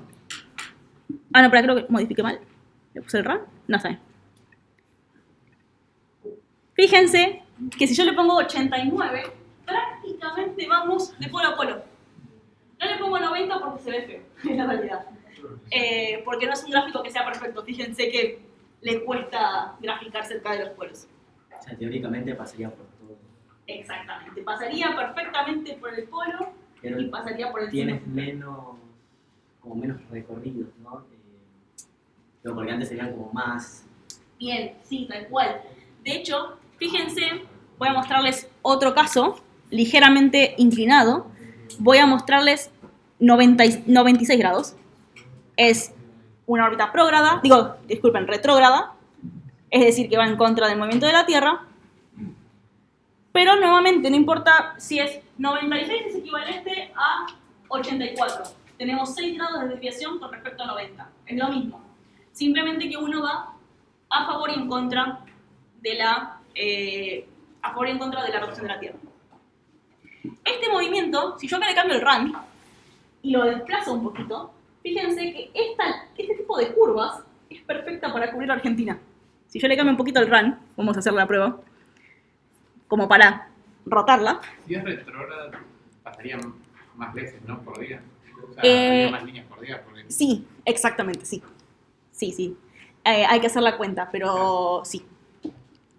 Vamos a ponerle, creo que 15 grados estaría bien. A ver, vamos a ver. Bien, sí. Fíjense que este tipo de curvas cubre perfecto de norte a sur, o de sur a norte, depende cómo sea la orientación, Argentina, Sudamérica, toda esta región. Entonces, es verdad lo que dice Eric, que a veces la inclinación también nos beneficia la forma en la que el satélite va a recorrer nuestro punto de interés. Si a nosotros nos interesa Argentina, este tipo de curvas no del todo polares, se dice cuasi polares, van a ser perfectas para recorrer todo el territorio de norte a sur. Pero, por ejemplo, si uno por ahí quisiera hacer África o algunas regiones, no sé, de India, capaz le conviene ir más en línea recta o capaz le conviene ir más cruzado. Eso igualmente es algo que se tiene en cuenta, pero es menos importante que otros fenómenos como, por ejemplo, las perturbaciones o como, por ejemplo, lo que le llaman la resolución temporal, que es básicamente cada cuánto tiempo va a volver a pasar por el mismo lugar. Ese tipo de cosas van a cambiar también con la forma, con el tamaño de la órbita y con la inclinación. Sí. Tengo una pregunta. Sí. Como ya estamos viendo que pasa acá y siempre digamos que tú habías hablado uno que pasaba como a las 6 de la mañana Sí. por Argentina. ¿Qué hace cuando no está por Argentina? Bien, es una excelente pregunta. Vende sus servicios. En la realidad. El SAOCOM, igual que casi cualquier otro satélite de órbita baja, da 16 vueltas a la Tierra por día. ¿Qué pasa? Las 16 vueltas al día las da así, progrado, retrógrado, no importa. Tiene que ver con el tema de el periodo orbital. ¿Cuánto tiempo tarda en entrar una órbita? Son 16. Ahora, la realidad es que, como decía Augusto, vamos a estar pasando más veces por la Argentina si es retrógrada. Pero es verdad que hay una buena porción del tiempo donde no pasamos por Argentina. Bueno, ahí SAOCOM a través de BEN está vendiendo sus servicios a otros países y es la forma que están encontrando para financiar el proyecto, futuros proyectos y todas cosas así. Y también, por supuesto, para mostrar la tecnología argentina al mundo, ¿no? Pero sí, es un satélite que, como es muy particular, SAOCOM en especial, es el único con radar en banda L de apertura sintética, específicamente ese instrumento es único en el mundo, entonces se usa en Europa, en otros lugares. Y no hay problemas con legislaturas como, no sé, China, Rusia, aunque... Bueno, ahí es donde sí, uno tiene que mantener fines pacíficos, digamos, por así decirlo. Eso ya es un tema un poco más complejo y de hecho es algo que te preguntan cuando vos querés lanzar un satélite, es si vas a tener una cámara. Si vas a tener una cámara o alguna forma de adquisición de imágenes, o sea que Saocom lo tiene, porque vos tenés que básicamente declarar intereses pacíficos o fines pacíficos. Argentina es una nación que desde sus inicios en la industria satelital siempre fue pacífico, entonces tiene buena letra, pero sí pasa en otros países que puede haber problemas con los lanzamientos, no te lo lanzan. Fíjate que Saocom se lanzó desde Estados Unidos, entonces uno tiene que hacerle entender a Estados Unidos que no voy a usar ese satélite para espiarlos. Pero bueno, tenés que demostrarlo ya sea de forma técnica o de forma política. Si lo lanzas vos, Ahí se lanza lo que quieras. ahí incluso si lo lanzas vos, igual tendrías que, si vas a lanzar uno en geo, tendrías que igual decirlo, Sí. ¿no? Sí, porque si vos pones un satélite en geo que no lo declaraste, te pueden multar, te pueden sacar las posiciones. Obviamente no pueden hacer mucho, porque bajar un satélite es más peligroso que dejarlo ahí. Y te lo digo porque habrán visto, algunos están menos interesados en las noticias espaciales, que India, China y todos estos países hacen pruebas para, le llaman, ¿cómo le llaman? Armas cinéticas. ¿Cómo? Armas cinéticas le llaman. Sí, pues. Sí. O Misiles. misiles. Misiles cinéticos. Sí, misiles antisatelitales. Literalmente van y revientan los satélites. Sí, los explotan. Y causa una cantidad de basura espacial y un peligro para otras misiones impresionante. Imagínate con lo superpoblado que está Geo, lo peor que puedes hacer es ir a bajar. Pero sí te pueden generar multas políticas, económicas, tecnológicas, pueden aumentarte cosas. O sea, ¿cómo pasa todo en la política internacional, no? Pero sí es ¿Un país se puede negar a que no quiere que un satélite pase por encima suyo? A ver, sí pueden pedirte un poco como... Acá ya nos estamos hablando en política internacional, cosa que no es mi especialidad y tampoco no tengo mucha información acerca de cómo se implementan estas cosas, pero lo que sí te puedo decir es que sí te pueden llegar a pedir que vos apagues el instrumento cuando pases por encima de ellos. Ahora, si vos lo apagas o no, a ver, no es muy fácil de saber.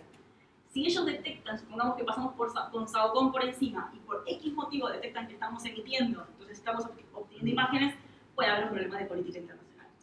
Pero sí, te lo pueden pedir. Ahora, dije ni porque quieras o no, el satélite va a pasar por ahí arriba en algún momento. Y ahora es como que ya depende de la buena fe de las partes. ¿Alguna otra pregunta? Está divertido. ¿Alguna otra pregunta? ¿Estamos? Bueno. Entonces, fíjense, esto es importantísimo. Voy a aprovechar, ya que todavía tenemos un rato. Voy a aprovechar para mostrarles una cosa. Quiero mostrarles, supongamos que nosotros estamos acá, en la pancita de Buenos Aires, con nuestro centro espacial Punta Indio. Queremos lanzar un cohete para insertar un satélite. La misma filosofía que se sigue con el tema de qué cobertura va a tener el satélite, se sigue con los lanzamientos. Vos no vas a poder lanzar una órbita que no te pase por encima. Porque si no te pasa por encima, estamos haciendo el tema de cambiar... A ver, un lanzamiento es otra cosa que un cambio de velocidad. Y como recordarán, solamente podemos alcanzar una órbita cambiándole la velocidad si cruzamos por esa órbita. Si nosotros no cruzamos esa órbita, no podemos hacerlo.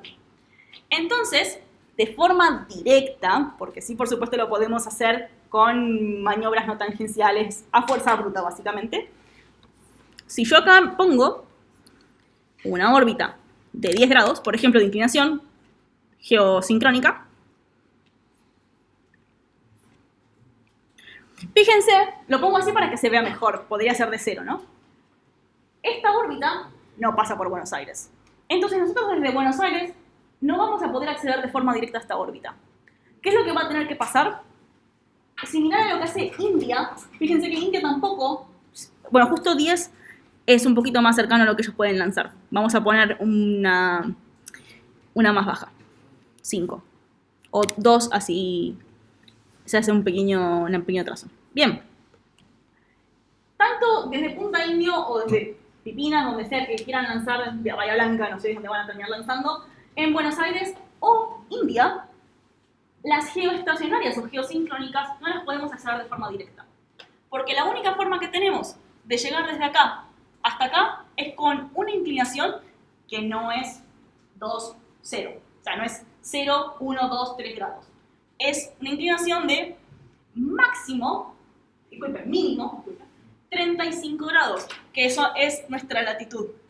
Nuestra latitud es 35, entonces si nosotros lanzamos hacia el este, ahí tenemos 35 grados. Es la órbita más baja que podemos llegar a alcanzar. Cualquier otra órbita va a tener mayor inclinación.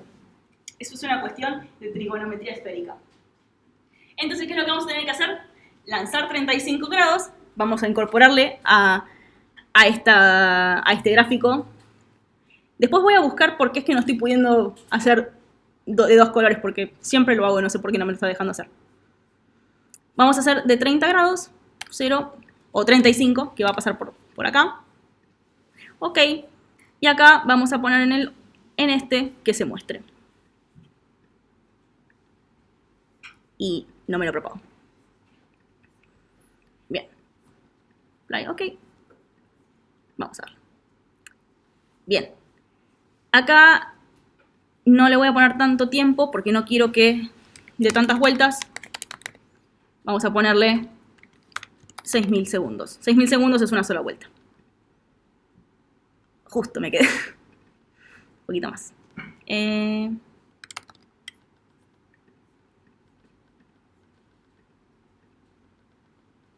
Bueno.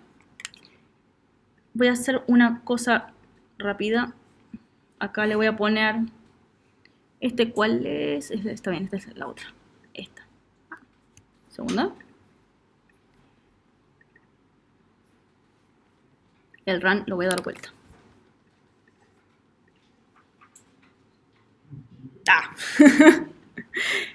Bien, vamos a hacer así directamente y le voy a poner más tiempo y listo. No quiero perder tiempo con estas javadas. Apply, ok. Vamos a correrlo. Bien, fíjense que un poco de imaginación, acá me quedó un poco alto, pero si nosotros supongamos que lanzamos desde acá, desde Uruguay, que es cercano a Argentina, lanzamos desde Uruguay hacia el este, esta va a ser la mejor órbita que podamos alcanzar.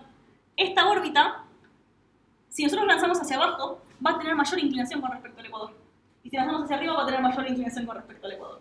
Nuestro mejor caso, esto lo vamos a ver de forma teórica, es decir, vamos a ver la demostración geométrica de esto. Si nosotros lanzamos hacia el este, es nuestra mejor orientación. Y esta órbita, cuando continúe, va a cruzar el ecuador. Porque, como les dije, todas las órbitas cruzan el ecuador en algún momento. Y en el momento en que cruza el ecuador, es cuando ahí vamos a poder hacer un cambio súper brusco de inclinación para una geoestacionaria. La realidad es que este cambio de 35 grados a 0 es carísimo en términos de combustible. Entonces no se suele hacer. Lo que se suele hacer es lanzar directamente, o bien desde un país que esté más cercano, como Guyana Francesa, que es súper común con Arianespace, o lo que se hace es se empieza a cambiar la inclinación desde antes, es decir, no esperamos a llegar a la órbita. Eso lo vamos a ver en trayectorias de lanzamiento cuando hagamos propulsión en la última unidad de la materia. Pero bueno, fíjense que no es solamente una cuestión de cobertura, es una cuestión también de dónde podemos lanzar para llegar a una órbita determinada. Esto, quédense tranquilos que lo vamos a volver a ver y lo vamos a mostrar geométricamente. Igual, si medio que los marea, les recomiendo que muy rápidamente vean un poco cómo es la trigonometría en una esfera. Yo cuando cursé esta materia por primera vez hace un par de años, cuando yo la estaba aprendiendo, tuve que ir a estudiar trigonometría esférica de vuelta porque no me acordaba nada y no es obviamente tan sencilla como la trigonometría en un plano, porque obviamente es complicado de ver porque yo no puedo lanzar acá una órbita de 0 de inclinación. Pero obviamente lo que pasa es que yo no puedo lanzar una órbita si acá está la Tierra. Vamos a hacer una Tierra más grande. Si acá está la Tierra y acá está el Ecuador, yo no puedo tener una órbita que sea así. La órbita sí o sí tiene que cruzar el Ecuador. Esto no se puede hacer. Entonces, si yo estoy acá, mi mejor opción es lanzar hacia el este y esta órbita se va a inclinar hacia abajo y va a terminar cruzando el Ecuador. Es complicado de ver, pero es la geometría del movimiento alrededor de la Tierra. ¿Alguna pregunta sobre esto, más allá de bueno, si no lo pueden, o sea, si no lo están pudiendo visualizar, les recomiendo que esperemos 1 o 2 clases y después se guardan la consulta y después me lo hacen? Pero, ¿alguna consulta con respecto a esto? Sí. En caso de que, o sea, ahí estamos viendo lanzamientos desde un punto determinado, ¿no? Sí. En caso de que yo quiera iniciar desde un punto en específico, me tocaría cambiar todos los parámetros para mi punto. Sí, exactamente. Supongamos, vos tenés 2 formas de elegir o tu órbita o tu lugar de lanzamiento. O bien, ¿sabés a qué órbita querés ir? Y por ende puedes elegir desde dónde lanzar. Por ejemplo, yo te digo, si vos querés ir a una ecuatorial, vamos a ponerla directamente ecuatorial, así no queda así ondulada. Si vos querés ir a una ecuatorial, vas a querer lanzar de algún punto cercano al Ecuador, ya sea, o sea, donde sea. Lo que pasa es que acá justo en la actualidad lo más cercano es Guyana Francesa, que es propiedad de Arianespace, la empresa francesa. ¿Cómo? La ESA, ¿no? En realidad es Arianespace, es de la empresa privada Arianespace, pero tanto la Agencia Espacial Francesa como la ESA lanzan desde ahí, tienen acuerdo con ellos. Entonces vos podés elegir de dónde lanzar. Y la opción 2 es que vos tengas un par de opciones de dónde lanzar y después vos podés decir, bueno, a ver, ¿qué maniobras orbitales voy a tener que hacer para cambiar mi órbita a la que yo realmente quiero? ¿O cuál es la mejor órbita que yo puedo lograr desde ese punto? Por ejemplo, desde Cabo Cañaveral, si bien no están tan cerca del Ecuador, se lanzan geoestacionarios porque los cohetes Falcon 9 y los Falcon Heavy tienen la capacidad de hacerlo. Es decir, pueden a fuerza bruta bajar hasta acá y pegar, hacer la curva. Básicamente, no puedes ir en línea recta, tienes que hacer la curva. Y esa curva cuesta mucho combustible. Más o menos así, si se entiende. Igualmente, si no, me preguntan de vuelta. Conviene salir de Brasil. Sí, por supuesto. Brasil tiene un punto, sí, creo que fortaleza justo acá. Tiene un punto espectacular, Brasil. De hecho, me imagino que sería su intención con los lanzadores que estamos desarrollando. Porque tienen un punto de acceso directo. Porque fíjense que Guyana, por muy cerca que está 5 grados norte. Tenés que hacer un pequeño cambio. Desde Brasil, nada, 0. Bueno, Pero sí. tenía entendido que había algunos puntos que era, pues obviamente por gastos de combustible y todo eso es más complicado que por otros. Por eso siempre se hace, la mayoría en Estados Unidos, Caño Cañaveral, que en otros pedazos Sí. Entonces no sé si ahí también Bien. genere problema. A ver, el tema de Cabo Cañaveral, fíjate que tanto Cabo Cañaveral como Vandenberg están bastante al sur en los Estados Unidos. Ahora, otro punto que se está desarrollando es Texas, pero siempre es al sur. Hay algunos en Virginia, algunos en Alaska, pero en Virginia y en Alaska lanzan polares, no van a geoestacionario. A ver, la realidad es que a Estados Unidos le convendría lanzar desde Brasil, es la realidad, por mucho que sea Estados Unidos.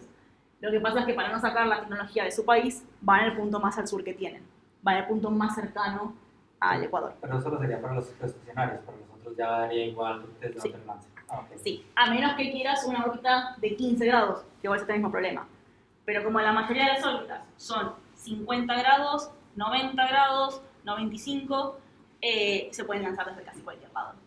De hecho, yo acá hice el caso desde Buenos Aires que no se puede lanzar a geoestacionario, pero Argentina geoestacionarios va a lanzar ¿cuántos? 1 por década, 2 por década. En cambio, satélites polares de investigación científica lanzan muchos más. Entonces, desde acá sí podemos ir hacia abajo o hacia arriba e ir a órbitas de 90, 95, 98 grados sin ningún tipo de problema. Bueno, para cerrar, no sé si nos va a dar el tiempo para hacerlo completo, pero quiero mostrarles cómo bajar un TLE. No sé si se acuerdan de este set de datos que nos dice cuál es la órbita actual de un satélite, para que ustedes lo puedan poner acá en el GMAT y digan, bueno, a ver, esta es la órbita actual de la Estación Espacial Internacional, es la órbita actual de X satélite. ¿Y la siguen en el tiempo? Sí, bueno, puedes seguir. Yo les recomiendo no lo sigan más de 2-3 días, porque las perturbaciones se acumulan y es difícil de simularlas. Hay una predicción hace. Sí, hace una predicción, exactamente. Es un propagador orbital, pero como todo movimiento caótico, altamente sensible, después de 2-3 días tu error es suficiente para decir no vale la pena seguir propagando. Claro. Lo podés ir refrescando cada tanto. Sí, porque vos los TLEs los podés descargar, por ejemplo, SAOCOM una vez al día. Una vez al día te lo actualizan. Y bueno, ese es tu dato más confiable. Bueno, vamos a ir a... Un segundo que quiero ver que me esté grabando esto, a ver. Por las dudas lo voy a mover para acá, no sea cosa que no me esté grabando. Bueno, tenemos Celestrak. Este es el banco de datos, básicamente, oficial para descargar TLEs. Se los anoto por si...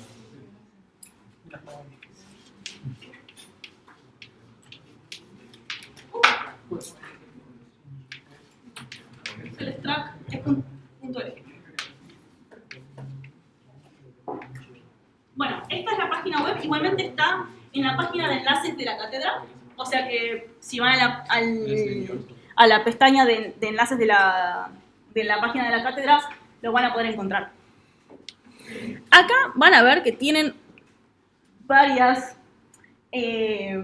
cosas para revisar, pero a nosotros lo que nos interesa es el catálogo online de satélites, el SATCAT. O sea que vamos a buscar en el SATCAT y no estoy se me desconectó, lo tenía conectado al celular porque no me llega el wifi hasta acá. Vamos a ver.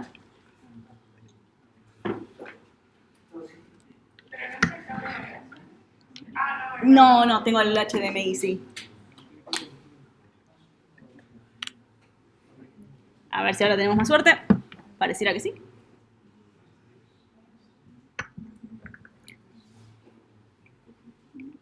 Bien, entonces, acá tenemos 3 formas de buscar un satélite. Puede ser por nombre, cosa que a menos que sea un satélite muy conocido, no se lo recomiendo porque le cambian ligeramente los nombres. O sea, a lo que yo voy es... SAOCOM creo que está como SAOCOM, pero por ejemplo podría pasar... ¿Cómo? No, bueno, el San Martín, capaz ese no está puesto como San Martín, ¿no? El del Innova Space. Pero, por ejemplo, podría llegar a estar como SAO 1A o SAO 1B, que es la forma más usual de abreviar SAOCOM. Tienen también el designador internacional, que esto lo pueden encontrar. Si ustedes buscan designador internacional SAOCOM, lo encuentran. O el catálogo de NORAD, que es la agencia de los Estados Unidos para el catálogo, para el seguimiento de satélites. Y acá tienen un par de filtros si quieren usar. Esto es más si están buscando algo más general. Pero busquemos, por ejemplo, SAOCOM. ¿Hay satélites militares ahí? Sí, sí. Lo que pasa es que el satélite militar probablemente no va a estar puesto por nombre, sino por designador internacional, y va a tener en la clasificación del TLE C, Classified. No te va a decir, o sea, básicamente te está diciendo que no vas a poder encontrar información al respecto, pero está catalogado, sí. O sea, no te da el TLE. No, te da el TLE, te lo da porque, a ver, la realidad es que no es muy difícil si es un satélite grande y vos tenés un buen telescopio y un buen track, lo podés traquear.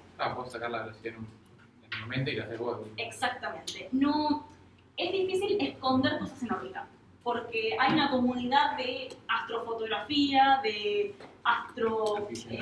sí, exactamente, de aficionados de la astronomía y todo eso, que lo traquean enseguida. Es impresionante, ¿eh? Yo he visto cada uno que traquea antes de que el Celestrak te lo saque. Yo conozco gente que traqueó a SAOCOM antes de que apareciera el primer TLE. Entonces, no es tan difícil. es muy difícil ocultar cosas en el espacio. Lo que sí se oculta es qué es lo que está haciendo, la misión. Entonces, no sabes las especificaciones, no sabes la misión, no sabes qué tiene adentro, peso, nada. Sabes la órbita que tiene, que mucho más no vas a poder hacer. Bueno, tenemos dos SAOCOMs, como esperábamos, SAOCOM 1A, SAOCOM 1B, con sus designadores internacionales, su número de catálogo, la fuente de origen, digamos que es Argentina. Acá si ustedes buscan un satélite de Satellogic, un satélite de InnovaSpace, de ARSAT, todos van a decir Argentina, porque lo que importa en este tipo de catálogos es de qué país salió. Bueno, fecha de lanzamiento y de dónde se lanzó. Acá es un poco más complicado, pero fíjense que básicamente el 1A se lanzó desde la West Coast, W, está desde Vandenberg, o no me acuerdo si era la Fuerza Aérea, pero creo que era Vandenberg, y el otro es East Coast, que es Florida. Bueno, pero ¿qué es lo que importa a nosotros? El TLE. Y el TLE lo bajamos acá en última información, supongamos del 1A, apretamos acá, y tenemos nuestro TLE. Muy poco amigable. Vamos. No, es impresionante. Vamos a hacer así, vamos a agrandarlo. Bueno, a ver un poquito Eso más. es de una hora específica, ¿no? Sí, ¿Te dice exactamente. ¿Cuándo lo tomó? Sí, Ah, cierto. acá. Te dice 23, por ese año 2023, día 68 punto algo. Habría que hacer la cuenta de cuándo fue esto. Hay una norma ISO que te permite hacer el cálculo, si no directamente hace la cuenta a mano. No es tan difícil poder sacarlo. Creo que hasta exactamente hace la cuenta inversa de ir de números de días del año a qué fecha es. O si no, también se puede hacer, que es la forma más tradicional en la parte de astronomía, es pasarla a una fecha juliana. La fecha juliana para nosotros no significa nada en el sentido de que a mí me decís día 24.000 algo y no sé qué día es, pero es la forma que usa GMAT para calcular los días. Sí. ¿Se ha pensado qué hacer cuando ya se repita el número del año? No, y es una muy buena pregunta. No se sabe. Y No. es una muy buena pregunta. Porque ya dentro de que 50 años ya estaremos... Yo un poquito menos diría que también sí. Sí, me estaremos repitiendo y sería lo mismo que el 2000. Exactamente, lo del año 2000. Sí, porque acá, dentro de todo, uno podría decir, bueno, no es tan terrible por la fecha de adquisición, porque uno puede poner alguna otra especie de metadata que diga, bueno, a ver, no es 1923, sino 2023. El problema es el designador internacional. Porque este designador internacional, tenemos satélites en órbita desde los años 50. No falta tanto para los años 50. O sea, son 30 años de mucho lanzamiento de satélites. O sea que en los próximos años tienen que inventar alguna otra forma. Porque si bien este método se usa desde los años 70, este designador internacional es de la fecha de lanzamiento, no de la fecha de catálogo. Y creo que el satélite más viejo en órbita es del año 60. Entonces, ya acá tenemos un número que se está aproximando. A ver, por supuesto, falta mucho todavía, pero sí, lo van a tener que cambiar eventualmente. Pero bueno, sí, esta es nuestra fecha de medición, lo que llaman época, y al lado tenemos la fecha de lanzamiento. Era más fácil ponerle el año entero. Totalmente. Ojo, puede ser una solución, por ahí directamente poner el año entero. El tema es que ya tienen tan armado todo este sistema, tan estructurado desde los años 70, que lo tienen que cambiar de base. Pero bueno, tenemos nuestro número de catálogo, la U, que es unclassified, o sea, desclasificado, no tiene ningún tipo de confidencialidad, sabemos perfectamente qué es lo que hace SAOCOM, dónde está, podemos acceder a los datos. Después, ¿cómo? ¿Te los da los datos esos? No. Lo único que te dice es, si buscas, lo vas a encontrar.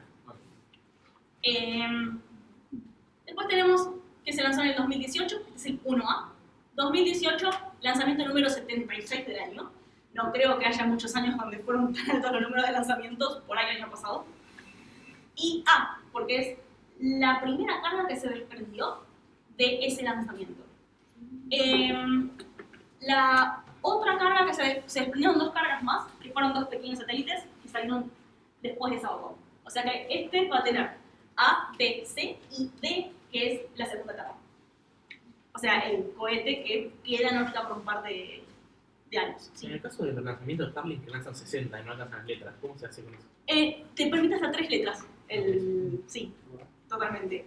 Empezás a repetir. Como Excel, viste que es columna A. Con las patentes. Exactamente. Sí, pero es una muy buena pregunta. Y son como 150 la vez pasada. Bueno, sí, una locura. Bueno, después tenemos año de medición. Esto es cuándo se tomaron estos datos. Año de medición, día y todo el resto de la fracción. Acá tenemos nuestros datos de cómo está variando nuestro movimiento medio. Recuerdan, estos son parámetros de perturbaciones. Ahí tenemos nuestro parámetro B estrella, que es cómo se comporta el satélite con respecto a la atmósfera y todo eso. Cuando veamos perturbaciones lo vemos, no me voy a poner ahora. Y acá abajo tenemos lo que nos interesa. ¿Qué tenemos? Inclinación, 97.88.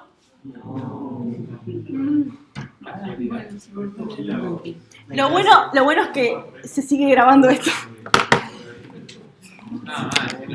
Sí. Bueno, igual con esto terminábamos, así que... 97 es muy...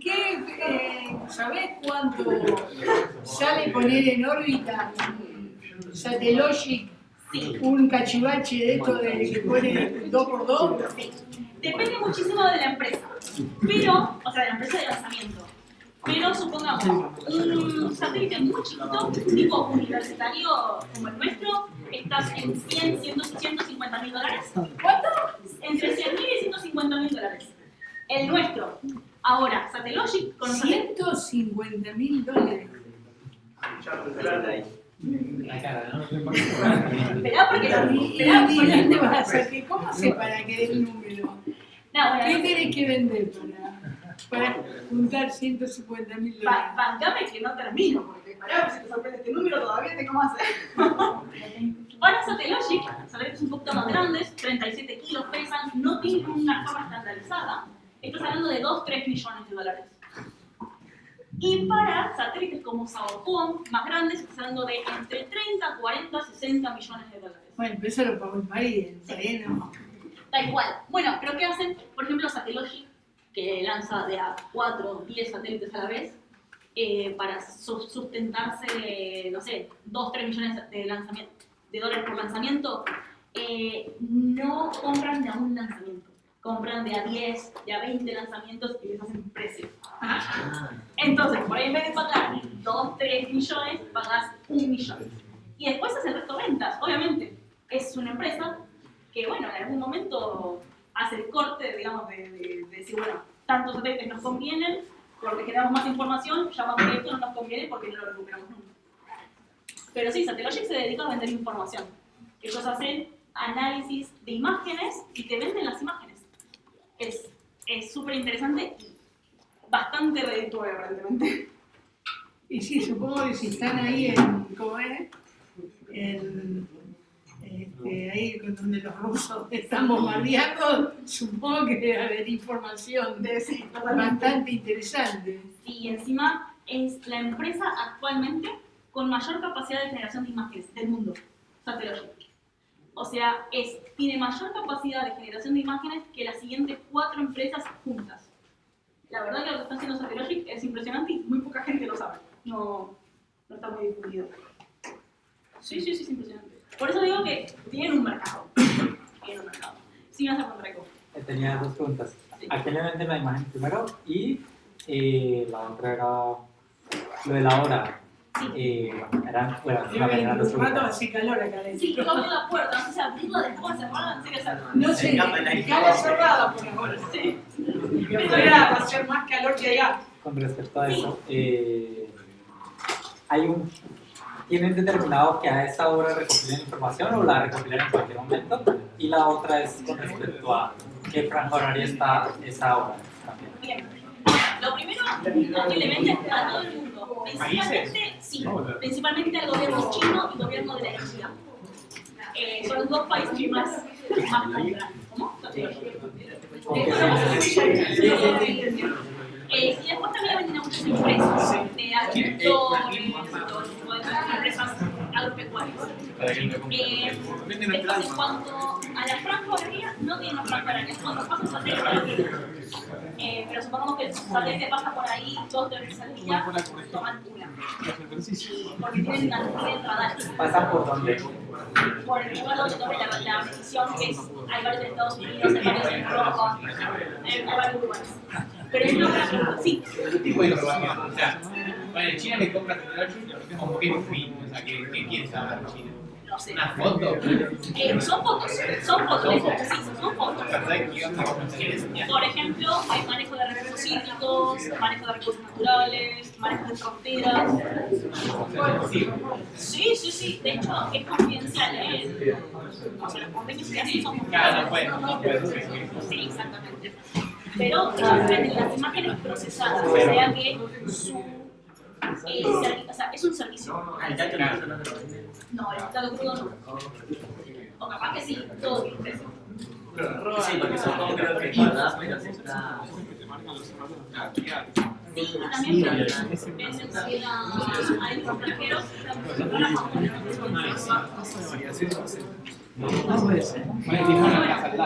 Bueno, seguimos la clase que viene.